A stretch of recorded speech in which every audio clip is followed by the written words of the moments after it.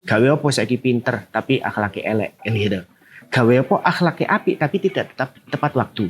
Kayak apa etose kerjai apik tapi istilahnya itu dia tidak memiliki istilahnya itu unggah-ungguh sopan santun yang baik. Sebenarnya yang paling utama itu permasalahan dan tantangan yang paling utama itu adalah ekspansi pengaruh-pengaruh yang berasal dari dari luar. Khususnya medsos dan lain-lain ini sebenarnya yang menjadi satu permasalahan yang mendasar yang dimiliki oleh kita bersama-sama dalam membentuk sebuah generasi emas ke depannya. Dan bahkan yang terakhir ini kita juga istilahnya itu telah merancang sebuah perda yang kemarin baru saja kita sepakati secara bersama-sama, itu adalah perlindungan terhadap anak, perlindungan terhadap perempuan. Nah, di situ termasuk juga ini bagaimana kita mencoba untuk membentengi daripada karakter anak bangsa kita ini, khususnya anak-anak Jawa Timur ini supaya tidak terpengaruh dengan karakter yang buruk atau sesuatu yang buruk sehingga membentuk karakter yang buruk. Kawan, perlu kita ketahui ternyata Jawa Timur itu punya populasi yang ada di nomor kedua tertinggi di Indonesia. Nah, urutan ini itu adalah urutan setelah Jawa Barat. Nah, kita berbicara tentang data ya. Pada tahun 2025, jumlah penduduk di provinsi ini tuh mencapai 42,9 juta jiwa. Nah, menariknya dalam 5 tahun terakhir populasi ini tuh didominasi dengan anak muda. Ini menjadi peluang sekaligus menjadi tantangan bagi kita semua. Dan tantangan yang harus kita hadapi yang sudah ada di depan mata itu terkait dengan kasus kekerasan terhadap anak yang pada data tahun 2024 itu tercatat 1.103 kekerasan terhadap anak itu terjadi di Jawa Timur. Nah, fakta ini tentu menunjukkan bahwa pendidikan formal rasanya tidak cukup untuk membentuk karakter anak, begitu ya, untuk menjadi generasi muda Jawa Timur, menjadi generasi emas. Nah, yang dimaksud di sini Bapak, generasi emas itu adalah generasi yang unggul secara kompetensi, kemudian taat norma dan juga punya karakter kuat. Ini hal dasar dan penting yang harus menjadi bekal kita semua. Tidak hanya orang tua, tapi juga masyarakat secara umum. Nah, kita akan membahas terkait dengan itu bersama saya Wilda Aulia sebagai host, dan saya telah bersama dengan Bapak Ahmad Iwan Zunai selaku anggota Komisi A DPRD Provinsi Jawa Timur.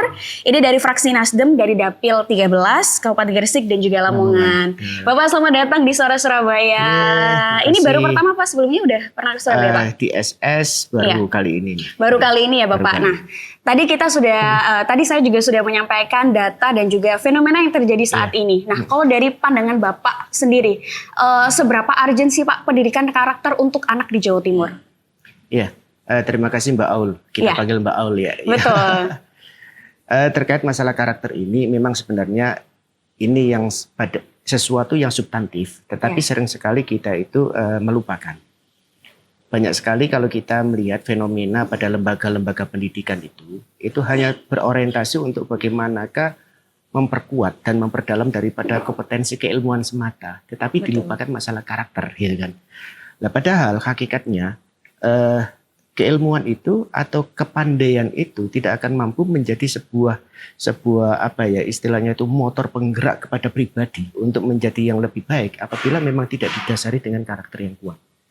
Sehingga kalau pertanyaannya sampean tadi itu karakter ini harus memang dianukan. Memang betul. Jadi memang karakterlah yang seharusnya itu yang utama, yang harus bagaimanakah kita tanamkan pada generasi kita itu sehingga nanti muncullah yang namanya generasi emas di tahun 2045 nanti. Ya, Bapak tadi menyebutkan karakter yang kuat gitu. Nah, karakter krusial atau hal mendasar yang harus dipunyai oleh anak-anak ini apa, Pak? Jadi kalau saya melihat karakter itu terbagi menjadi 2 hal ya.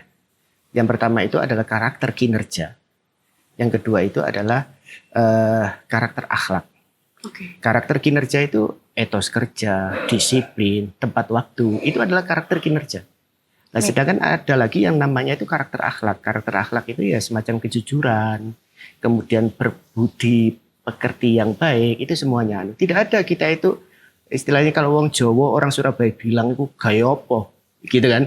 Gawe apa saiki pinter tapi akhlake elek, kan gitu. Gawe apa akhlake apik tapi tidak tepat waktu. Betul. Kayak apa etose kerjai api, tapi istilahnya itu dia tidak memiliki istilahnya itu unggah-ungguh, sopan santun yang baik lah. Di sinilah dua karakter ini yang harus terbentuk. Selain nanti itu harus ditambah dengan kompetensi, keilmuan dan pengalaman yang cukup. Dua karakter ini harus terbangun pada diri seorang generasi muda sehingga menciptakan sebuah generasi emas di 2045. 2045. Iya. Ya, unggah-ungguh tuh harus benar-benar Oh, diterapin benar. ya Bapak Iya, ya. benar. Karena semakin ke sini ternyata unggah-ungguh Unggah-ungguh tuh itu sudah lumayan ini ya, betul. merosot banget ya Iya. Bapak. Nah, Bapak, jadi setiap daerah tuh kan pasti punya karakter daripada anak-anaknya masing-masing ya Pak. betul. Tantangan yang dihadapi oleh Bapak sendiri tuh bagaimana sih dalam penerapan ini? Jadi ya itu tadi Mbak, sebenarnya yang paling utama itu, permasalahan dan tantangan yang paling utama itu adalah ekspansi pengaruh-pengaruh yang berasal dari dari luar. Khususnya medsos dan lain-lain ini sebenarnya yang yang menjadi satu permasalahan yang mendasar yang dimiliki oleh kita bersama-sama dalam membentuk sebuah generasi emas ke depannya ini. Karena ya mohon maaf, sekarang itu kalau kita membuka dari media sosial, itu kita Betul. lihat itu berbagai macam kan. Kita umpamanya di sekolah diajari ayo yang sopan santun, tapi kadang-kadang umpamanya di TikTok maupun di mana itu kan, Ya, kita itu kadang-kadang ya dipertunjukkan sesuatu yang tidak sesuai dengan apa yang diajarkan atau yang kita terima atau yang diajarkan di sebuah lembaga pendidikan itu. Lah, itu terus, padahal itu 24 jam. Itu selalu, artinya itu diakses oleh generasi muda kita. Media sosial dan lain-lain, sehingga ini yang menjadi satu tantangan besar bagi kita untuk bagaimanakah menanamkan filter pada generasi muda kita sehingga apa yang ditonton itu ya sesuatu yang bisa untuk membangkitkan karakter yang baik. Itu bukan hal-hal yang sifatnya hanya sekedar entertain, ya. tapi ya itu nanti akan merusak daripada karakter kita sendiri. Iya, yang digarisbawahi adalah penyaringan informasi untuk anak ya Bapak ya. Informasi. Kemudian Bapak, kalau dari peran DPRD sendiri, khususnya Komisi A ini Pak, untuk mendorong penguatan pendidikan ini apa yang sudah dilakukan atau akan ada rencana di kemudian hari begitu Pak? Jadi banyak hal yang sudah dilakukan oleh DPRD bekerjasama dengan Pemprov Jawa Timur ini. Ya. Antara lain yaitu pada bidang pendidikan gitu kan. Kita selalu menanamkan bagaimanakah pendidikan karakter ini masuk kepada sebuah kurikulum. Antara lain. Kemudian ada beberapa istilahnya pada dinas-dinas yang lain, umpamanya dinas komunikasi informasi, kita juga selalu harus mensosialisasikan. Ada program-program istilahnya itu yang kita tekankan di situ adalah sosialisasi bagaimana istilah pembentukan istilahnya itu generasi muda yang baik, karakter yang baik dan lain-lain itu semuanya. Jadi kita itu tidak hanya satu langkah saja atau satu pintu saja, tetapi berbagai langkah dalam rangka untuk istilahnya menciptakan sebuah generasi emas ke depan. Ini sudah kita lakukan melalui dinas-dinas yang ada itu. Itu yang sudah kita lakukan. Bahkan yang terakhir ini kita juga istilahnya itu telah merancang sebuah perda yang kemarin baru saja kita sepakati secara bersama-sama. Itu adalah perlindungan terhadap anak, perlindungan terhadap perempuan. Nah, di situ termasuk juga ini bagaimana kita mencoba untuk membentengi daripada karakter anak bangsa kita ini, khususnya anak-anak Jawa Timur ini supaya tidak terpengaruh dengan karakter yang buruk atau sesuatu yang buruk sehingga membentuk karakter yang buruk. Ini yang sudah kita lakukan seperti itu. Baik, Bapak tadi menyampaikan ini dari pendekatan pemerintah gitu ya Pak ya, bisa dari kurikulum, bisa juga penyusunan perda juga tadi udah disampaikan.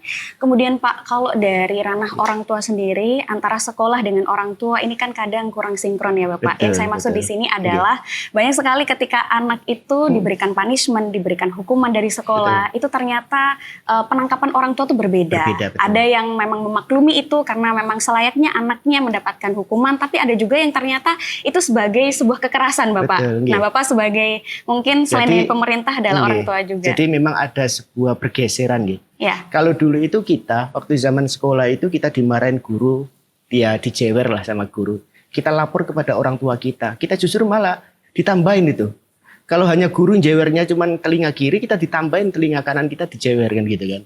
Nah cuman sekarang itu nggak bisa seperti itu. Kita sekarang umpamanya ada guru yang memberikan pendidikan atau pengajaran kepada siswa itu umpamanya ya cuman dijewer dikit aja, lapor kepada orang tua, orang tuanya lapor kepada kepolisian kan gitu kan.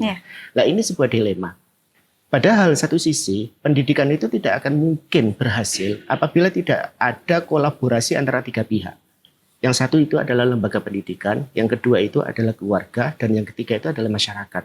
Semuanya ini harus menjadi motor penggerak dan itu harus dilakukan sebuah kolaborasi yang cukup baik. Kalau nggak gitu, nanti tujuan pendidikan juga pasti akan bermasalah, tidak akan bisa kita capai gitu. Ya. Jadi artinya apa yang diajarkan oleh di sekolahan itu harus diperkuat oleh keluarga itu, gitu kan. Terus kemudian yang kedua, bukan hanya dari sisi keluarganya, tapi masyarakat juga harus melakukan pengawasan, gitu kan, kepada para generasi kita, supaya apa, kolaborasi pengawasan ini dari 3 pihak ini, sekolah, orang tua, dan masyarakat ini biar benar-benar kokoh, sehingga itu menciptakan nanti ada penciptaan sebuah karakter yang baik pada diri seorang anak itu. Kemudian yang kedua, saling percaya. Sekarang yang sering itu apa? Antara orang tua, padahal orang tua itu kadang-kadang sudah menyekolahkan anaknya pada sebuah lembaga. Betul. Tapi kurang percaya gitu kan.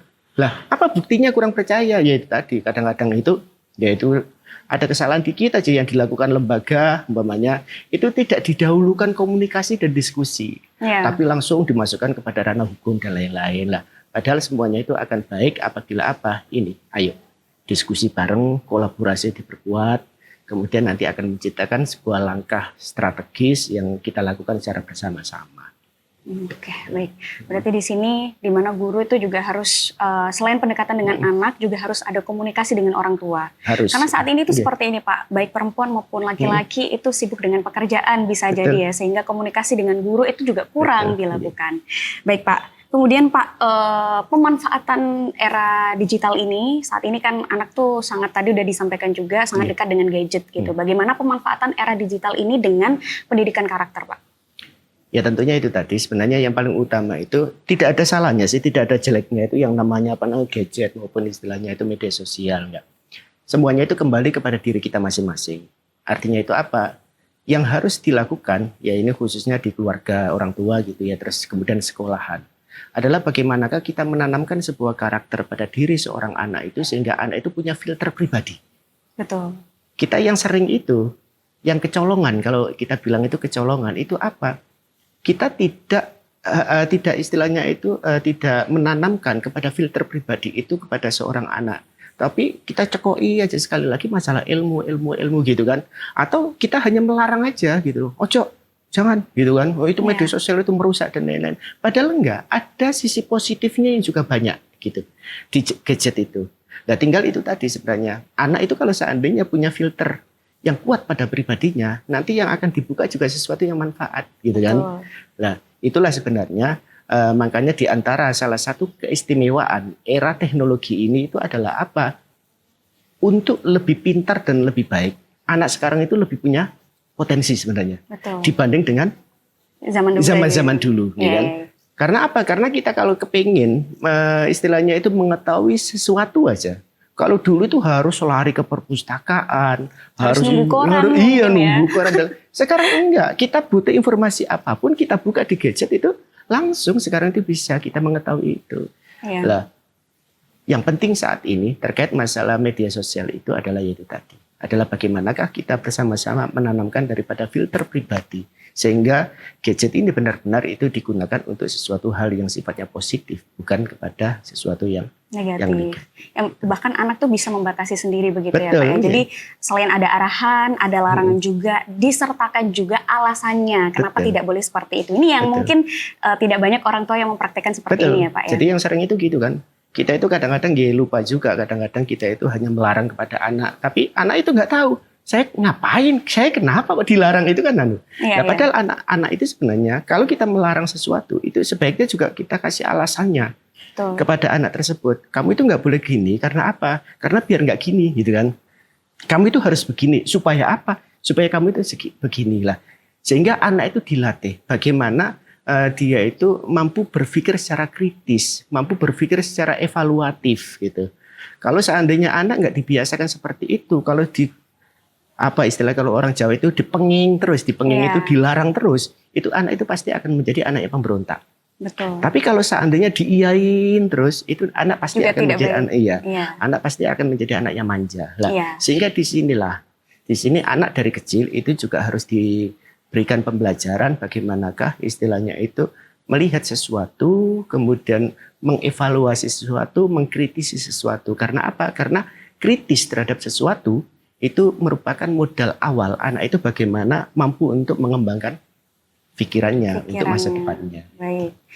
Dan ini juga Pak, tadi ketika semuanya itu instan, semuanya itu cepat, informasi juga, bahkan ketika bangun tidur kita tuh langsung bisa membaca informasi, tidak hanya dewasa tapi juga anak-anak. Bapak, sehingga anak-anak mulai dari kecil itu sudah terpapar budaya pragmatisme atau instan gitu ya.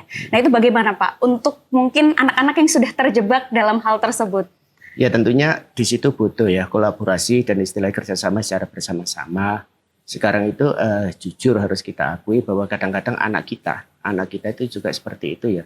Waktu dan hari-harinya itu banyak digunakan untuk apa?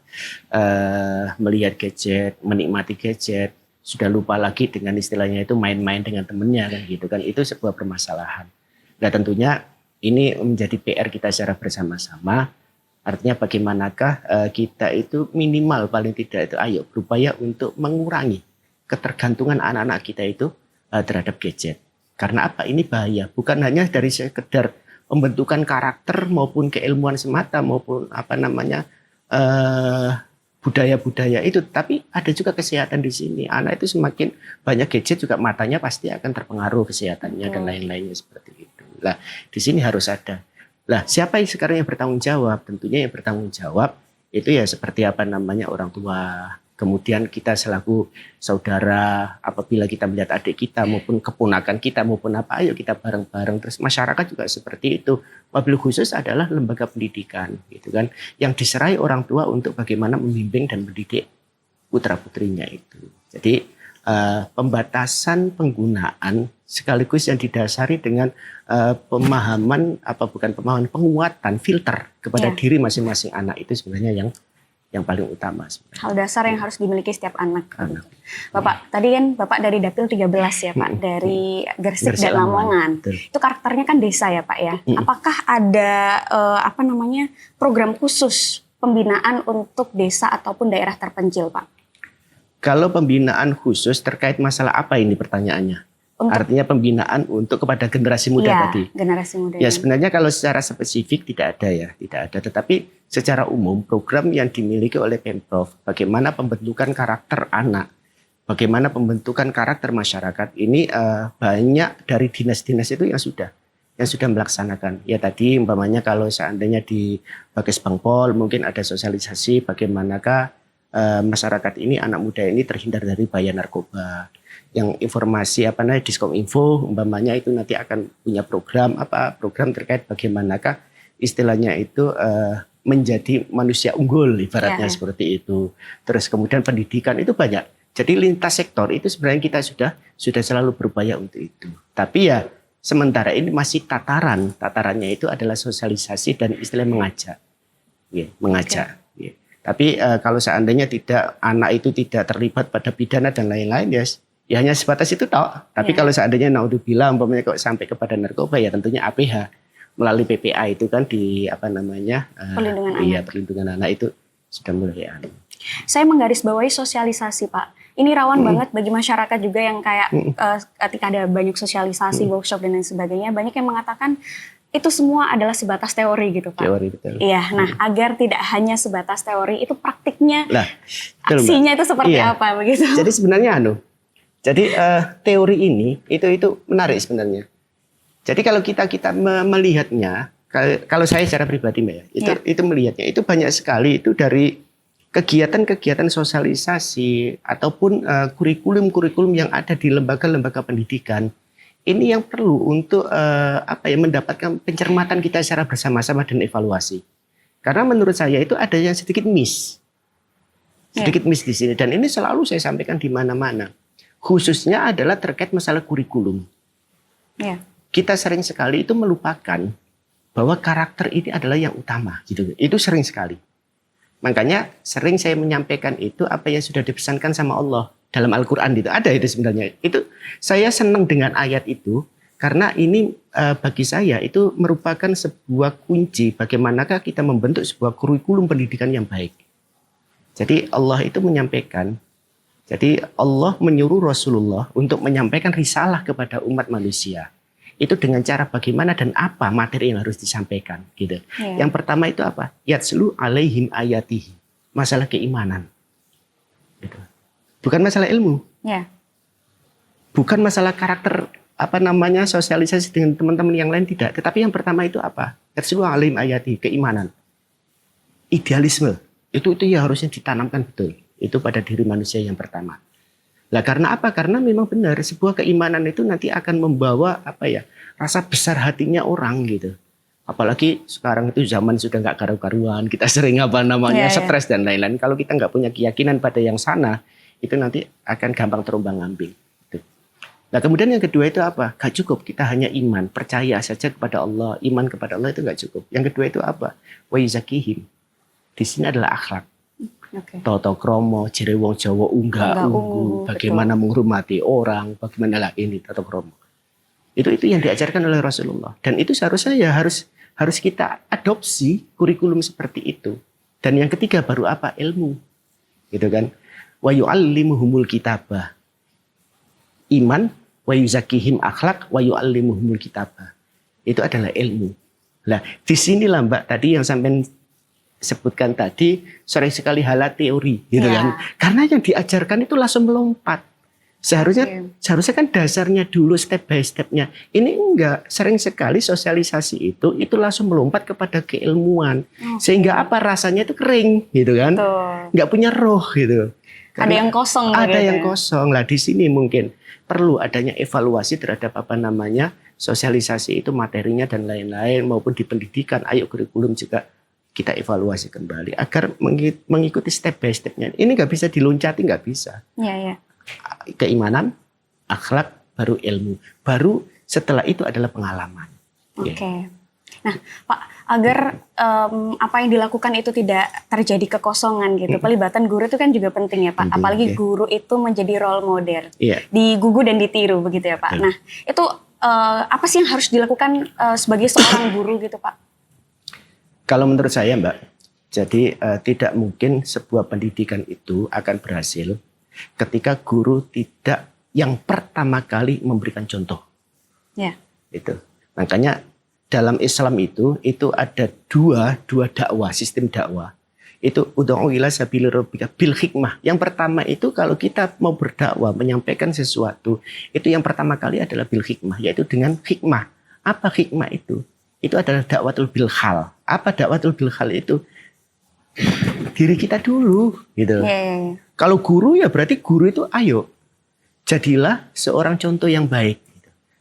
Itu kemudian apa yang paling utama juga orang tua tentunya. Yang paling dilihat oleh anak itu sebagai role model dalam kehidupannya itu pasti yang pertama kali adalah orang tua. Nah kemudian yang kedua itu adalah guru. Kan gitu. Nah di sini yang paling utama adalah guru itu sebelum istilahnya itu menyampaikan sesuatu, memberikan sesuatu kepada para siswa, itu ayo ditoto dhisik awake gitu kan, awake itu. Selesai dengan diri sendiri Selesai dulu. dengan diri sendiri. Itu baru nanti insya Allah akan efektif sebuah pendidikan itu. Baik Pak, ini kita bicara tentang guru, kemudian masyarakat, pemerintah juga. Tapi ini yang paling penting, anggaran Bapak. Semua program ini bakal tersendat kalau anggarannya juga tidak jelas. Nah ini masyarakat juga perlu tahu bagaimana sih aliran dari anggaran tersebut. Jadi Mbak Ul terkait masalah anggaran untuk bagaimana meningkatkan kapasitas SDM khususnya anak-anak muda ini di Jawa Timur. Alhamdulillah antara legislatif dengan Pemprov Jawa Timur ini kita sudah memiliki satu pandangan pandangan visi. Jadi memang untuk menciptakan daerah yang baldatun toyibatun warabun ghafur katanya seperti itu yang paling pertama itu adalah SDM memang. SDM. Karena tanpa adanya SDM yang cukup dan baik, itu kita walaupun program kita itu api okoyo opo, tapi kalau dipegang sama SDM yang nggak baik itu juga pasti hasilnya nggak baik. Sehingga kita sudah sepakat apapun yang terkait dengan yang terkait dengan penguatan dan pengembangan SDM khususnya untuk generasi muda itu kita sudah tidak ada tawar-tawar lagi. Artinya dari legislatif juga sepakat, ayo memang butuhnya apa, tapi yang penting jelas dulu programnya apa gitu. Lah Pemprov juga seperti itu, gak usah istilahnya itu mendayu-dayu minta kepada legislatif tolonglah ditambah enggak, karena kita sudah satu visi tentang itu.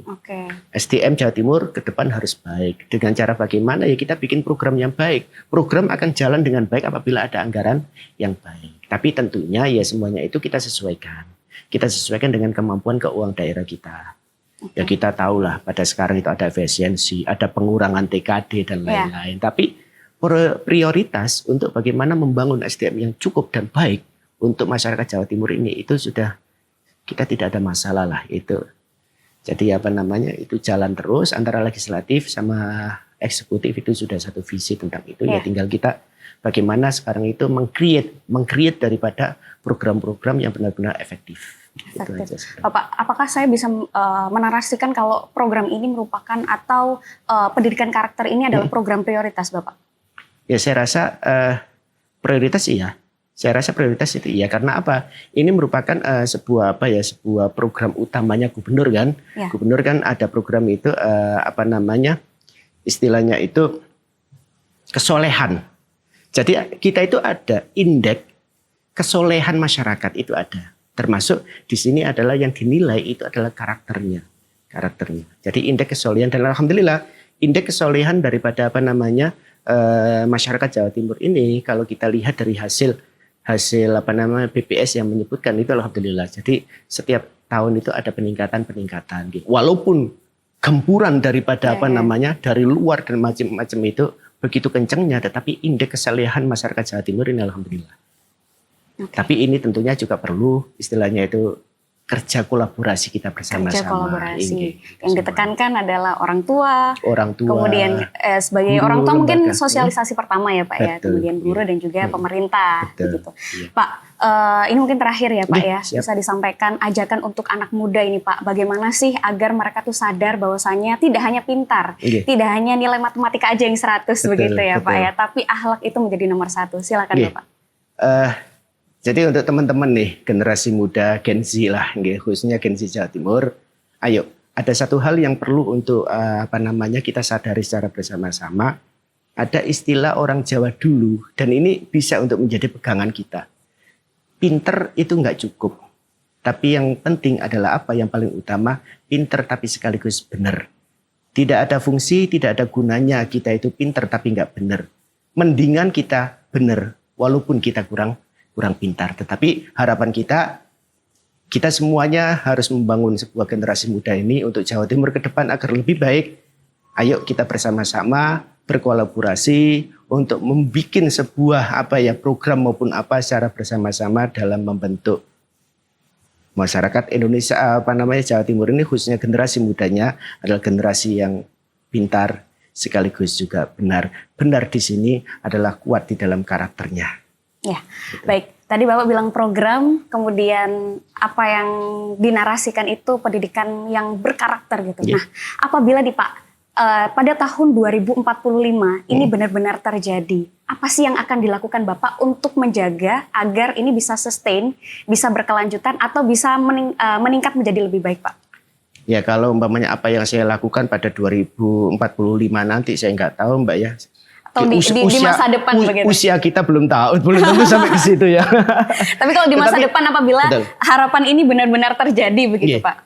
Jadi tentunya kesuksesan itu Mbak ya, kesuksesan itu maupun pembangunan sebuah bangsa maupun daerah itu memang nggak bisa kita lepaskan dari insan-insan yang berkarakter, itu pasti. Dia mohon maaf aja. Makanya ada istilah itu kalau politik itu kalau sebuah negara itu rusak, itu bukan berarti karena orangnya itu yang memegang itu rusak semata mboten. Tapi yang salah siapa sebenarnya? Yang salah itu adalah orang-orang yang benar yang tidak mau berpolitik kan gitu kan. Jadi ke depan artinya memang harus selalu kita sadarkan secara bersama-sama termasuk diri kita bahwa ayolah kita bangun terus. Apa yang harus kita bangun itu adalah karakter-karakter pribadi kita, karakter-karakter daripada masyarakat kita. Karena apa? Karena ini nanti yang akan menjadi istilahnya itu kendali apakah sebuah daerah atau sebuah bangsa ini nanti ke depan itu semakin baik atau buruk. Itu sangat tergantung sekali siapa yang mengelolanya. Dan yang mengelola itu bukan hanya sekedar orang pintar semata nanti yang menjadi jaminannya. Tetapi apa? Yaitu tadi orang-orang yang berkarakter. Sehingga kita harus selalu fokus. Tidak hanya sekarang tapi juga termasuk nanti masa depan itu harus karakter tetap. Oke, baik Harus Bapak. pakai. Saya melihat Bapak ini selain sebagai pejabat begitu ya, tapi Bapak kan juga sebagai orang tua. Iya. Nah, kalau dari mungkin ini bisa menjadi tips bagi orang tua ya Bapak ya, karena sekali lagi orang tua itu adalah sosialisasi primer gitu kalau dalam Betul, sosiologi ya, betul. Iya. sosialisasi pertama seorang anak gitu. Betul. Anak tidak akan melihat siapapun, yang pertama kali dilihat adalah orang tuanya. Betul. Nah, Bapak bisa bagikan tips juga Pak bagi orang tua bagaimana Bapak mengedukasi anak-anaknya sendiri. Jadi terima kasih Mbak. Jadi saya itu ada sebuah kesepakatan dengan istri, istri dalam keluarga itu. Jadi anak itu yang pertama kali yang harus kita tanamkan itu adalah yaitu tadi dari sisi istilahnya itu karakter akhlaknya. Makanya anak saya itu sampai kepada kelas 3 sanawiyah atau 3 SLTP itu nggak boleh keluar dari lingkungan istilahnya itu lembaga pendidikan keagamaan. Kenapa? Dikarenakan pada usia-usia itu pembentukan karakter itu lagi kuat-kuatnya. Kita gagal di situ, itu nanti pembentukan karakter selanjutnya itu akan sulit. Maka di situ kita sudah sepakat. Pokoknya dari mulai PAUD sampai SLTP kelas 3, itu berarti kelas 9 ya. Kelas 9 itu pokoknya tidak boleh lepas dari lembaga pendidikan yang berbasis keagamaan. Plus di situ khatam atau tidak khatam itu kita sedikit paksa anak itu untuk menghafal Al-Quran. Itu. Lah, cuman setelah itu dari SLTA sampai ke atas kita memberikan keleluasaan kepada anak itu kira-kira itu apa core-nya, apa yang diingini. Itu mereka itu disuruh menyampaikan ke kita, menyampaikan ke kita. Jadi ingin apa, umpamanya kok kepingin kepada bisnis, jurusan bisnis atau jurusan apa, monggo. Itu nanti kita diskusikan. Kemudian kalau kita memang sepakat, ayo monggo kita jalankan seperti itu. Nah, di sini kenapa itu harus saya lakukan? Karena sekali lagi saya sekeluarga meyakini bahwa karakter itu paling utama sekali. Orang akan sukses itu dengan karakter yang baik. Orang akan istilahnya tidak berhasil di masa depannya itu dikarenakan juga masalah karakter. Bukan masalah ilmunya, Mbak. Karena sekarang bukti sudah banyak. Orang yang baik ternyata ya nasibnya juga sering baik. Betul. Dan banyak baik. Tapi kalau orang yang pintar belum tentu juga istilahnya itu membawa keberkahan dalam kehidupannya. Karena tidak didasari dengan karakter yang baik. Kalau saya seperti itu. Jadi bisa dibilang untuk awal anak itu sangat diarahkan. Tapi ketika sudah beranjak dewasa, anak itu bisa kita kasih kebebasan untuk menjadi teman untuk berdiskusi apa yang menjadi pilihannya. Jadi kalau anak saya itu Mbak di rumah itu ya kadang-kadang kayak teman, kadang-kadang kayak adik gitu kan.